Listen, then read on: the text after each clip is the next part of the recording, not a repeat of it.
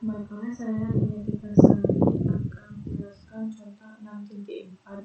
Dari contoh 6.1, tunjukkan bahwa ring Z4 penjumlahan perkalian merupakan suatu ring komutatif.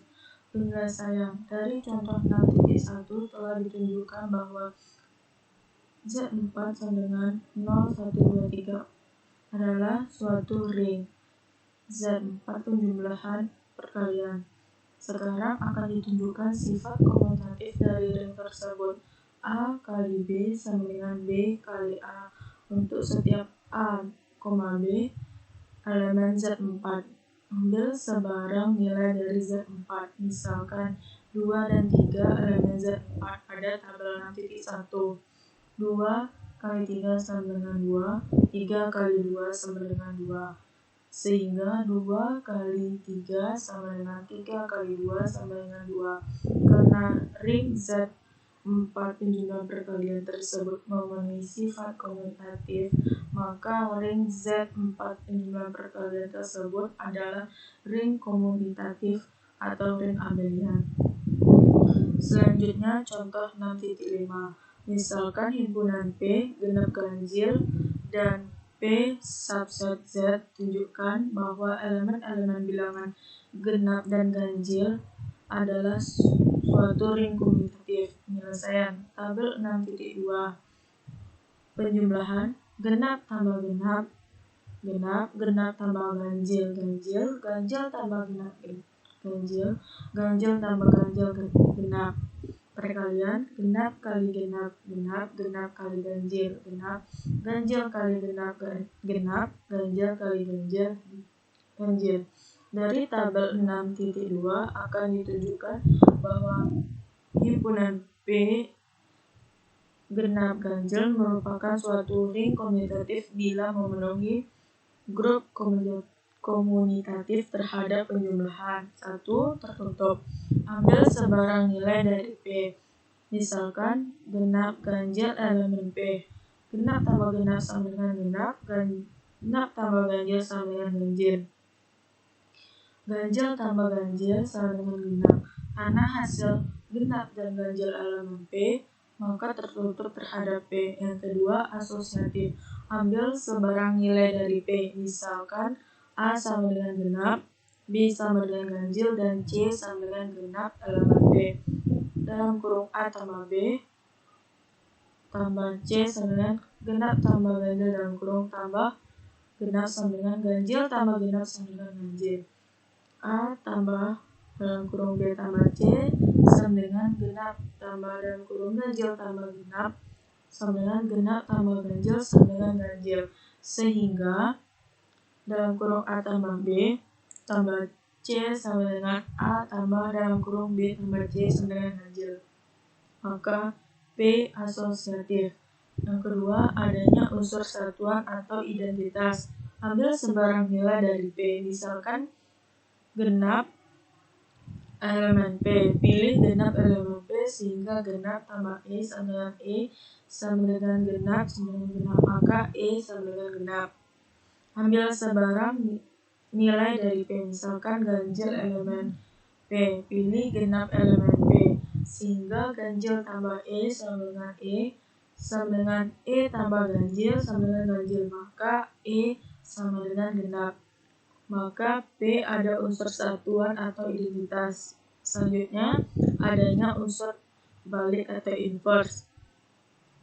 Ambil sebarang nilai dari P. Misalkan genap elemen P. Pilih genap elemen P sehingga genap tambah genap sama dengan genap sama dengan E. Maka genap inverse sama dengan genap.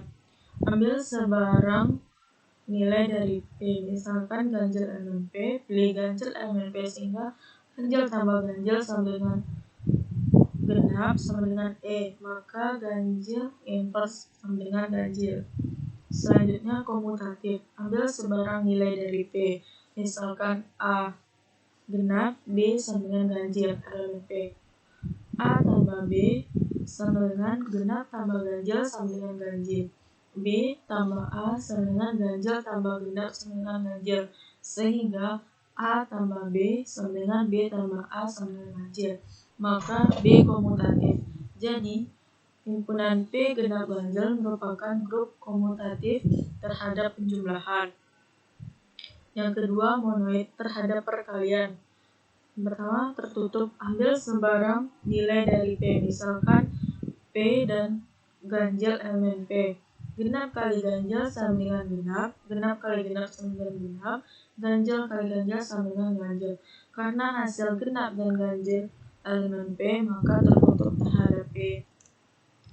Yang kedua, asosiatif. Ambil sebarang nilai dari P. Misalkan A sama dengan genap, B sama dengan ganjil, C sama dengan genap elemen P. Dalam kurung A kali B kali C sama dengan kurung genap kali ganjil tutup kurung kali genap sama dengan genap kali genap sama dengan genap.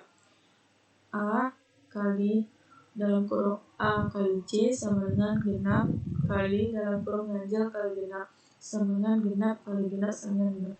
Sehingga dalam kurung A kali B kali C sama dengan A kali B kali C dalam kurung sama dengan genap.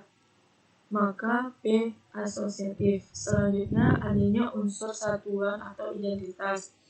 Ambil sebarang nilai dari P. Misalkan genap elemen P, pilih ganjil elemen P, sehingga genap kali E sama dengan genap sama dengan E kali genap sama dengan genap. Maka E sama dengan ganjil. Ambil sebarang nilai dari P. Misalkan ganjil elemen P, pilih ganjil elemen P, sehingga ganjil kali E sama dengan E kali ganjil sama dengan ganjil. Maka E sama dengan ganjil. Maka P pada unsur satuan atau identitas. Selanjutnya, komutatif. Ambil sembarang nilai dari P. Misalkan A genap, B ganjil, dan C genap elemen P. Dalam kurung A kali B sama dengan genap kali ganjil sama dengan genap, B kali A sama dengan ganjil kali genap sama dengan genap, sehingga A kali B sama dengan B kali A adalah genap. Maka P komutatif. Jika himpunan P genap ganjil merupakan monoid komutatif terhadap perkalian. Yang ketiga, distributif perkalian terhadap penjumlahan. Ambil sebarang nilai dari P. Misalkan A sama dengan genap, B sama dengan ganjil, dan C sama dengan genap elemen P. A kali dalam kurung B tambah C sama dengan genap kali dalam kurung ganjil tambah genap sama dengan genap kali ganjil sama dengan genap. Dalam kurung A tambah B, A kali B tambah A kali C sama dengan dalam kurung genap kali ganjil tambah genap kali genap sama dengan genap tambah genap sama dengan genap. Maka A kali dalam kurung B tambah C sama dengan A kali B tambah A kali C sama dengan genap. Kedua, A tambah B kali C. Genap tambah ganjil kali genap, ganjil tambah genap, hasilnya genap. Yang ketiga, selanjutnya A kali C tambah B kali C. Genap kali genap tambah ganjil kali genap, genap tambah genap, hasilnya genap. Maka A tambah B kali C sama dengan A kali C tambah B C sama dengan genap. Jadi, himpunan P genap ganjil distributif perkalian terhadap penjumlahan. Karena himpunan P genap ganjil memenuhi semua aksioma-aksioma yang ada, maka P adalah suatu ring komunikatif P penjumlahan. Inilah struktur aljabarnya, operasi penjumlahnya, grup ring, operasi perkalian, semi grup, identitas, dan monoid. Mungkin itu saja yang dapat saya sampaikan. Lebih dan kurang mohon maaf. Wabillahi taufiq wal hidayah. Wassalamualaikum warahmatullahi wabarakatuh.